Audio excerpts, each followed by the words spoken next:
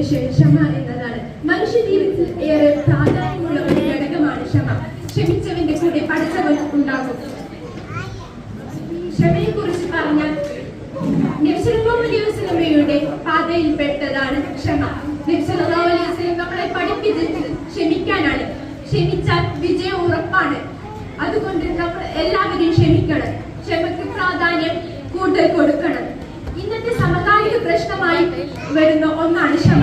ക്ഷമിക്കാനുള്ള നമ്മുടെ മനസ്ഥിതി, ക്ഷമയുടെ കുറവാണ് നമ്മുടെ ഇന്നത്തെ യുവതലമുറയിൽ കാണപ്പെടുന്ന ഏറ്റവും വലിയ പ്രതിസന്ധി എന്ന് പറയുന്നത്. എല്ലാ പ്രതിസന്ധി ഘട്ടത്തിലും ക്ഷമിക്കാനുള്ള മനസ്സുള്ളവന്റെ കൂടെ പഠിച്ചോ ഉറപ്പായും ഉണ്ടാകും.